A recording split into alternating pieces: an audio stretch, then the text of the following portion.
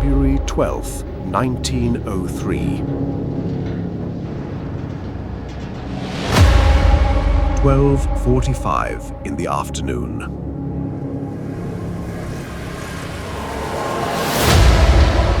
Captain Carl Anton Larsen is not looking at the horizon. He is listening. For weeks, the Weddell Sea pack ice has been closing in around the hull of his ship, slowly, patiently, the way a hand closes into a fist. And for weeks, the ship has been answering, groaning, flexing, shifting under pressures no engineer designed it to withstand. Larsen has been listening to those sounds the way a doctor listens to a chest, hearing what they mean, knowing what comes next. And now, on the afternoon of February 12th, the ice squeezes one final time. There is a sound, low, definitive, that does not come from the ice. It comes from the ship.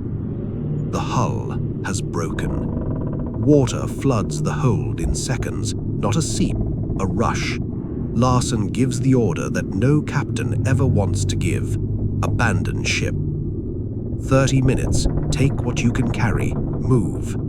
The men haul food onto the ice, sleeping bags, navigation instruments, the small whaleboat, and then they climb out through the hatch and they stand on the frozen surface of the Weddell Sea and they watch.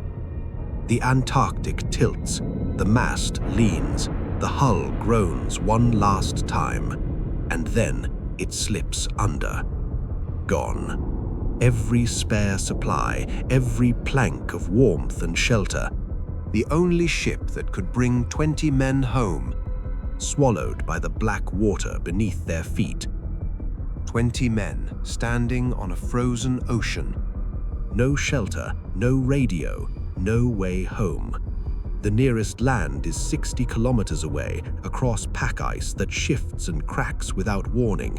The temperature is -20. The Antarctic winter is 3 weeks away.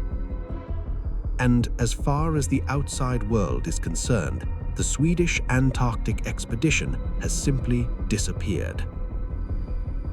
But what no man on that ice can see, what makes this moment even more terrifying, is that those 20 men are not the only ones in trouble. Right now, 6 more men are stranded on a barren island to the south, rationing food they were never supposed to need this long, scanning an empty horizon for a ship that is now at the bottom of the sea. And 3 more men are huddled in a stone shelter to the north that they built with their bare hands, burning penguin fat to stay alive, wondering if anyone in the world is still looking for them. 28 men, 3 groups, 0 communication, 1 Antarctic winter. And an ending so improbable, so perfectly, impossibly timed, that it still doesn't feel real 120 years later. But to understand how 28 men ended up here, at the bottom of the world, in the dark, alone, we need to go back 2 years, back to a university office in Sweden and the obsession of one quiet man that set all of this in motion. This is the White Labyrinth.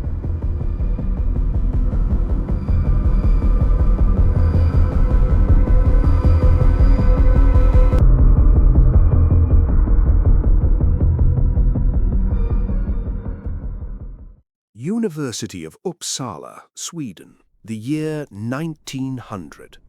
The room smells of dust and stone. On the desk, fragments of another world, specimens, fossil-bearing geological samples from Patagonia and Tierra del Fuego, collected on a previous expedition to the southern tip of South America. He has been staring at them for weeks, because these rocks are telling him something that most of his colleagues think is impossible. The fossils in front of him, ancient ferns, petrified tree trunks, the imprints of leaves that lived tens of millions of years ago, are identical to fossils found in Africa, in India, in Australia. continents separated by thousands of miles of open ocean, and yet the same ancient life fossilized in the same way on opposite sides of the world. There is only one explanation. These continents were once connected, one single supercontinent, which geologists were beginning to call Gondwana, had once stretched across the entire southern hemisphere, and then, over millions of years, it had slowly torn itself apart. The pieces drifted, oceans opened between them, and each piece carried with it the same ancient fossils, the same buried record of a world that no longer existed. The man staring at these rocks is Otto Nordenskjöld, 30 years old, geologist, university lecturer. He believes Gondwana is real, and he believes Antarctica, that frozen wasteland at the bottom of the world, barely explored, barely mapped, should contain the same fossils. Proof that the continents moved, proof that the Earth itself is alive, reshaping itself across deep time. No one has looked, no one has dug into Antarctic rock deeply enough to find out. Nordenskjöld is going to be the first. One problem: he has no money. Unlike Robert Falcon Scott, whose British expedition sailed south on a purpose-built ship backed by the Royal Navy and the equivalent of millions in today's money, Nordenskjöld was a university lecturer surviving on a lecturer's salary. He spent months writing letters, giving talks, persuading wealthy patrons one by one to fund his mission. He took out personal loans, he mortgaged his future. He knew, because he had done the arithmetic, that if this expedition failed, he would spend the next 15 years paying it off. He went anyway. For his ship, he found the Antarctic, a 30-year-old Norwegian sealing vessel, wooden, reinforced for ice, unglamorous, proven. For his captain, he found someone better than proven. Carl Anton Larsen was already a legend in polar waters, a Norwegian who had spent his entire adult life at sea, the frozen sea. He had been the first person to ski in Antarctica, the first to discover fossils there. He had navigated pack ice that crushed lesser ships and come home talking about it calmly, as if it were just weather. He understood ice the way a surgeon understood anatomy, its structure, its movement, the precise amount of pressure it took to fail. When Nordenskjöld told him the plan, sail into the Weddell Sea, one of the most dangerous bodies of water on Earth, drop 6 men on an island to winter over, return the following summer to collect them, Larsen agreed. But before they even left port, he said something to his crew that everyone would remember. The ice is master here. Not poetry, a warning from a man who knew exactly what he was sailing into. On October 16, 1901, as crowds gathered along the docks at Gothenburg Harbor and flags snapped in the autumn wind, the Antarctic sailed south. Nordenskjöld stood on deck, 32 years old, carrying the weight of scientific obsession, personal debt, and national expectation. He had staked everything on this. He had no idea that in 14 months, his ship would be gone. And the real story hadn't even started yet.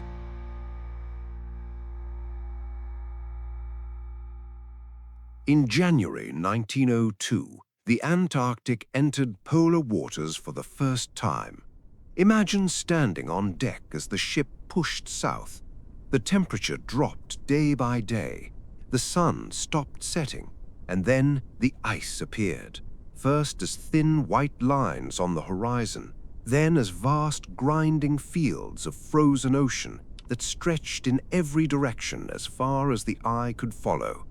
The ship threaded through it, pushing floes aside, finding narrow leads of open water that opened and closed without warning. Larsen barely slept. He stood on the bridge, reading the ice, its color, its density, the sounds it made against the bow. His crew moved when he said move, stopped when he said stop. They had absolute trust in him, the way you trust someone who has already saved your life once without making a fuss about it. Along the way, real discoveries. The expedition established the two sections of the Antarctic Peninsula formed a single connected landmass. They sailed through an unmapped passage between the peninsula and Joinville Island, a strait Nordenskjöld named Antarctic Sound after his vessel. That name stands on every map of Antarctica today. But Larsen was watching the calendar. Antarctic summer is brutal in its brevity. The window when ice retreats enough to allow ships through lasts only a few months. They needed to find a winter base before it closed. On February 11, 1902, they found one. Snow Hill Island, a small, barren, windswept rock off the eastern coast of the peninsula. Nothing remarkable about it except for one thing: exposed bedrock.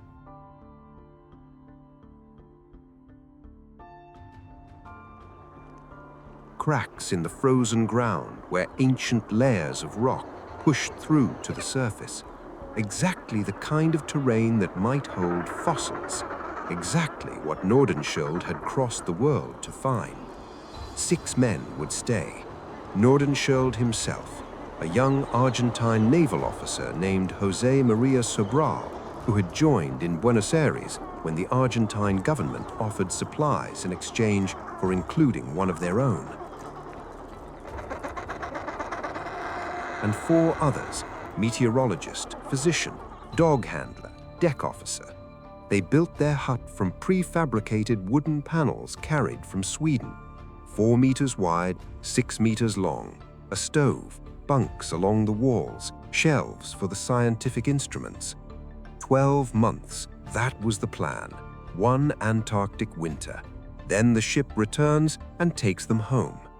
Nordenskjöld and Larsen stood together on the ice for the last time, watching the hut take shape behind them.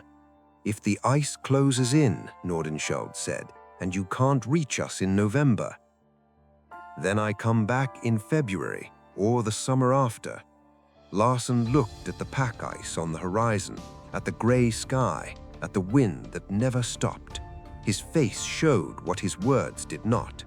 "Take care of your men, Doctor. Science is important, but bring them home alive." They shook hands.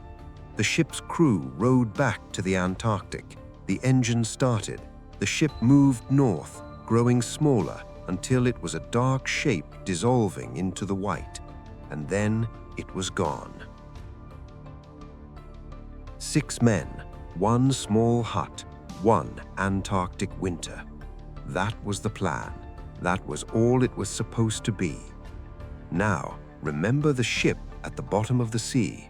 Remember the 20 men standing on the ice, because everything that follows is the story of how a clean, logical plan became something no one could have imagined.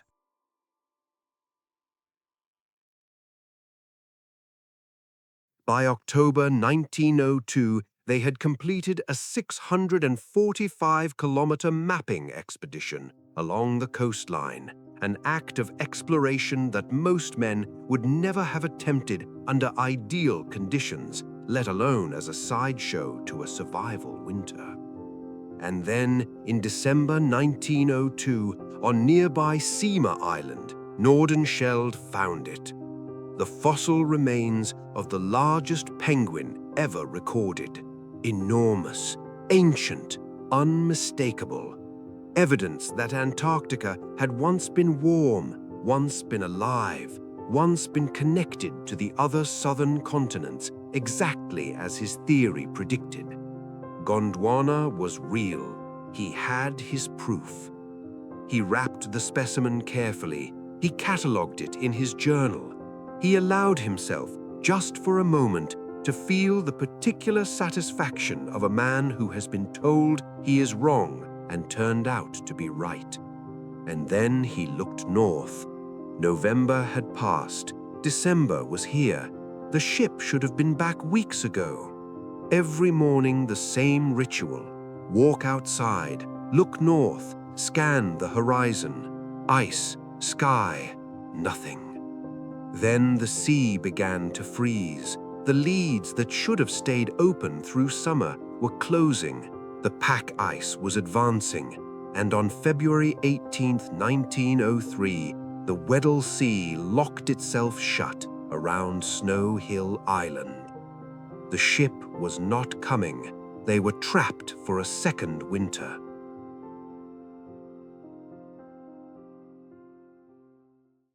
Larsen had sailed back south as planned in November 1902, on schedule, on course. He had kept every promise. But when the ship reached the Weddell Sea and turned east toward Snow Hill Island, it met a wall. Pack ice, thick and early and impenetrable, stretching to the horizon. He probed for days. He climbed to the crow's nest himself, looking for any opening, any lead, any gap wide enough for a wooden hull. There was nothing.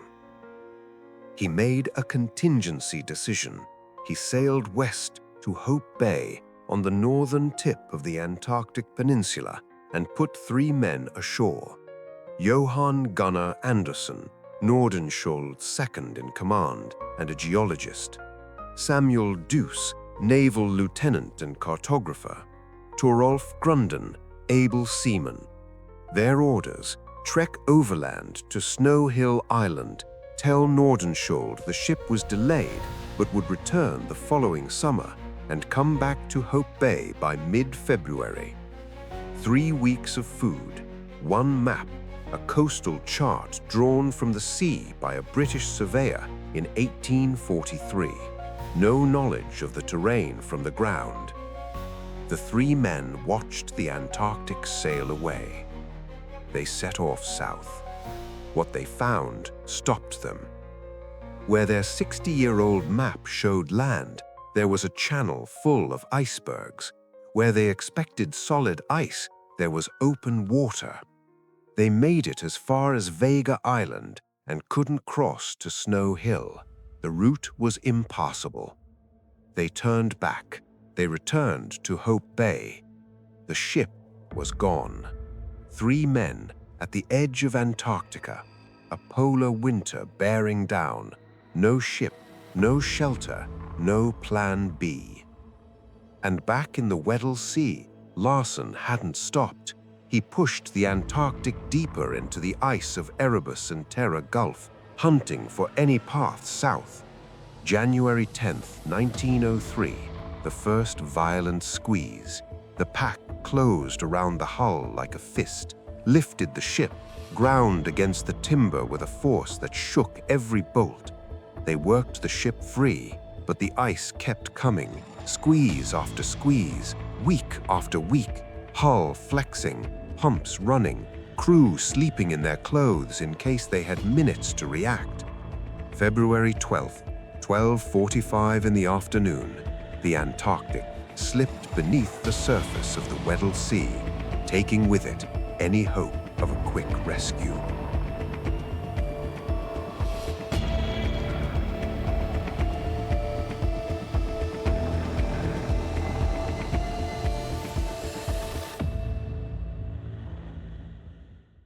With the ship gone, 20 men stood on the frozen surface of the Weddell Sea and started walking. 14 days across pack ice that could have killed them at any moment, dragging sleds, loading the whale boat over pressure ridges, rowing through brash ice, hauling it back out when the way froze ahead. Temperatures at -20, -30. Men falling through thin patches and being pulled out before the water stopped their hearts. Food rationed to the calorie. One day after they reached Powlett Island, one single day, a major storm hit the Weddell Sea. Had they still been on the ice, every one of them would have died in it. The margin was that precise. They collapsed on the rocky shore. Around them, 100,000 Adelie penguins, squawking, oblivious. The smell was overwhelming. Guano, rotting fish, the primal stench of a seabird colony that had never encountered a human being. Under any other circumstances, it would have been unbearable. In that moment, it smelled like survival. Because those penguins were food, and Powlett Island's volcanic rock was building material, and they had no time to feel anything about either of those facts because winter was 2 weeks away and they had no shelter. They built from stone. Teams of 4 and 5 searching the island for flat basaltic slabs, testing each one, dragging it to the site. Walls 3 and 4 feet thick, because thick walls trap air, and air means warmth. No mortar, just rocks on rocks, smaller stones jammed into every gap. For a roof, they tore the planks from one of their whaleboats and stretched canvas sailcloth and seal skins over the top. The finished hut was barely tall enough to stand upright in the center. 2 stone platforms as beds, 10 men per platform, 20 men sleeping packed together on flat rock in every layer of clothing they owned, because the hut blocked wind but provided almost no actual heat. And then they killed 1,100 penguins. The birds had never seen a human being before. They had no fear. They stood in the colony and squawked as men walked toward them with improvised clubs, 1 blow each. The dark, oily meat tasted terrible. The blubber, that thick layer of fat under every penguin's skin, was more valuable. Rendered down in pans, it became their lamp oil, their cooking fuel, their only source of heat. It burned with a smoky, acrid flame that never went out. Within weeks, everything was black. The canvas roof, the stone walls, the men's faces. When you wiped your cheek, your hand came away covered in black grease. Eyes burned constantly from the smoke. Everyone developed a cough that brought up black phlegm. Headaches were permanent, but without the blubber burning, they froze. So they burnt it, every day, every night, for 8 months. At Hope Bay, 300 kilometers to the north, Anderson, Deuce, and Grunden were doing the exact same thing. Their stone hut was smaller and cruder, walls a meter thick, tarpaulin roof, floor lined with penguin skins. 3 men instead of 20, the same smoke, the same soot, the same boiled penguin in the dark. 3 men, 9 months, 1 stone hut. They didn't fight, they endured. And at Snow Hill Island, Nordenskjöld was writing in his journal every single day, quiet entries about meteorological readings, specimen conditions. He kept the science going, he kept the routine going, he kept 5 men from collapsing under the weight of a second winter they had never planned for.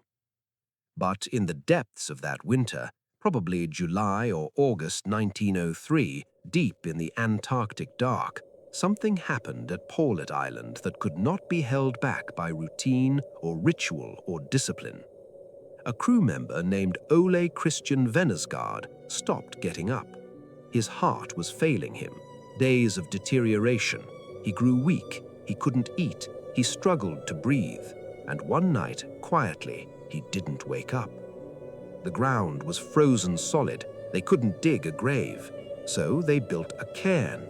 Volcanic rocks stacked on the highest point of Powlett Island, part grave marker, part signal to any ship that might pass by.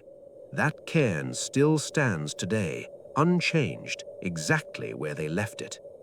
Every time the men looked at it, they understood the same thing without saying it. This could be any of us. 1 death out of 20 stranded men. 1 death after 8 months on a volcanic rock in the most hostile sea on Earth. October 1903. the sun begins to return. In 3 locations across the Antarctic Peninsula, men who have been surviving in the dark start making calculations, and in 3 locations, they reach the same conclusion, separately without any way to communicate it, that waiting is no longer a strategy. At Hope Bay, Anderson made his decision on September 29th.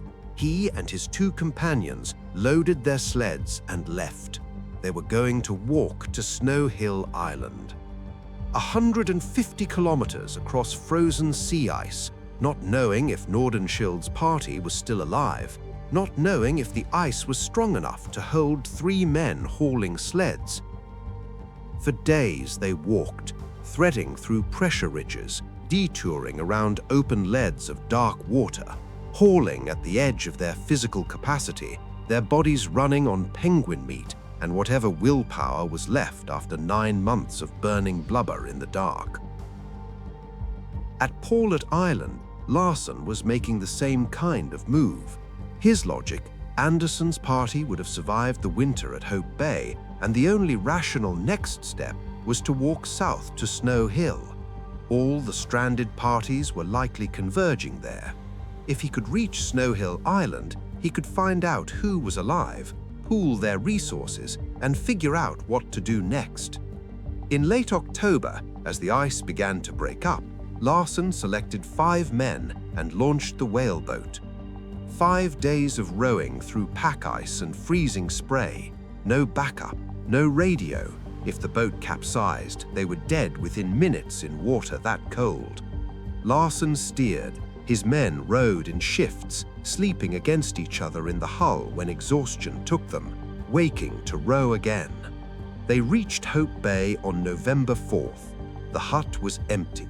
Larsen walked inside, cold, silent, penguin bones on the floor, scraps of canvas on the walls, the residue of 9 months of human habitation, but no humans.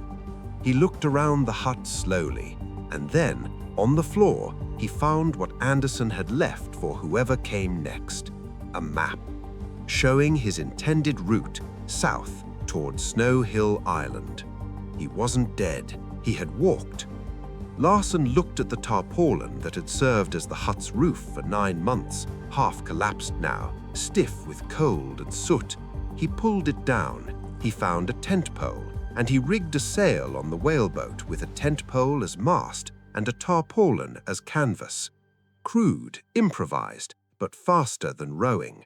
They launched again into Erebus and Terror Gulf, the very waters where the Antarctic had been crushed into the ocean 9 months before. Days of sailing, reading the ice ahead, adjusting the improvised sail, and then, when the pack closed in too thick to navigate, approximately 24 kilometers from Snow Hill Island, Larsen gave the order to stop. They left the boat. They walked 7 hours across frozen sea ice, 6 men already beyond any reasonable measure of endurance, having rowed for 5 days and sailed for 3, pulling sleds toward a hut they could only hope was still occupied. October 12, 1903, Snow Hill Island. Nordenskjöld was out on the ice with Ole Jonasson, a routine scientific excursion, same as hundreds before it. And then, on the horizon, he saw shapes, dark figures, moving through the white. His mind went to penguins first. After 20 months of seeing nothing else move across this landscape, the mind reaches for the familiar before it allows the impossible. But these shapes were wrong for penguins. Too tall, too upright, moving with the particular slow, deliberate effort of something that was very, very tired. They were human. 3 men shambled out of the white toward him. Heavily bearded, soot blackened from crown to boot. Their clothes were rags held together by habit. Their eyes, red and swollen from 9 months of blubber smoke, stared out from faces that were more black than skin. They were barely recognizable as the men who had set out for Hope Bay 10 months earlier. Nordenskjöld reached out to shake hands with the first one. He still didn't recognize him. It's us. We're alive. Johan Gunnar Andersen, Samuel Duus, Toralf Grunden. They had walked 150 kilometers after 9 months in a stone hut, and now they were here. The joy lasted long enough to get them inside the hut and sit them down with something warm. Then Andersen asked the question that had been building since the moment he appeared on the horizon. Where is the Antarctic? Nordenskjöld held his gaze. We don't know. It never came back. The weight of it settled over 9 men in a hut at the bottom of the world. If the ship was gone, if Larsen's crew was dead, then there was no rescue coming. No one in the outside world knew their location. Their food was almost gone. After a 3rd winter, there might not be anything left to survive with. 9 men, 1 hut, no ship, no options visible from any direction. They sat with this. Andersen, Duus, and Grunden ate their first real food in months.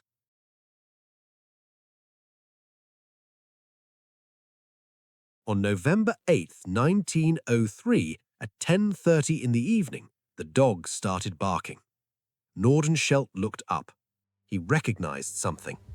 The walk, the bearing, the absolute unshakable calm of a man in the middle of a catastrophe. Carl Anton Larsen walked through the door of the Snow Hill Island hut.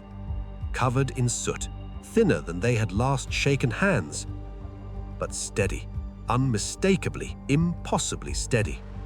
For a moment, no one in the hut said anything. Then Larsen spoke. He told them everything.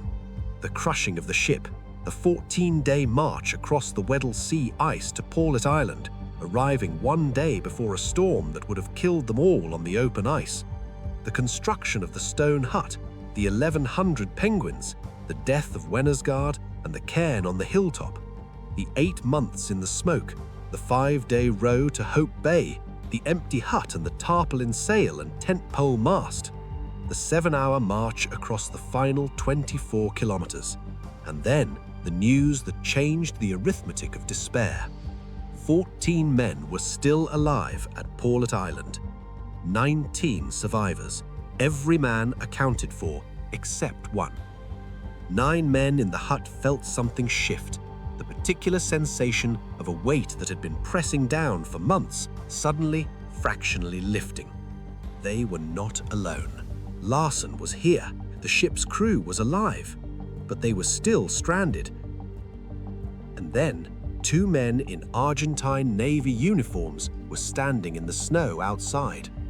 Lieutenant Commander Julian Erizan had sailed south from Buenos Aires weeks earlier on a 30-year-old corvette called the Uruguay, dispatched by the Argentine government when the Swedish expedition failed to return as scheduled.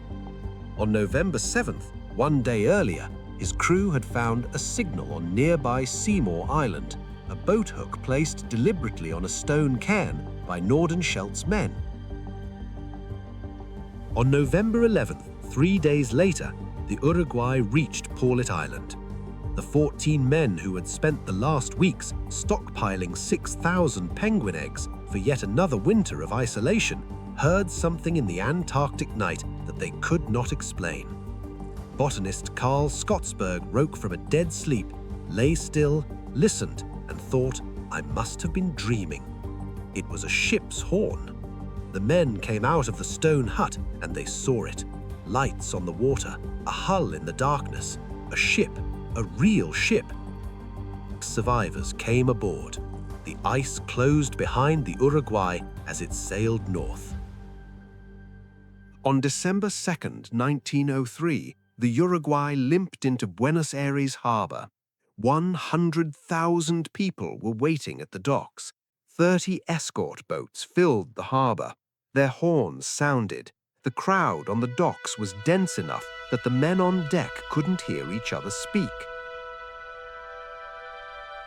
Otto Nordenskjöld spent 15 years paying off his debts, but he had his fossils, he had his proof.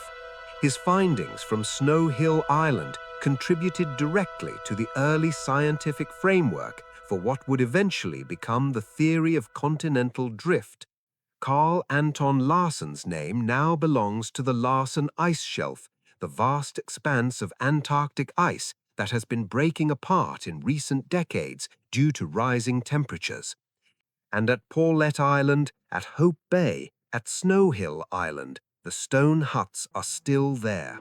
More than a century of Antarctic wind, and they have not fallen, protected now as historic sites. This is the story of the Swedish Antarctic Expedition. If it stayed with you, subscribe, because history is full of stories like this one. Stories that never became famous, stories that deserve to be told.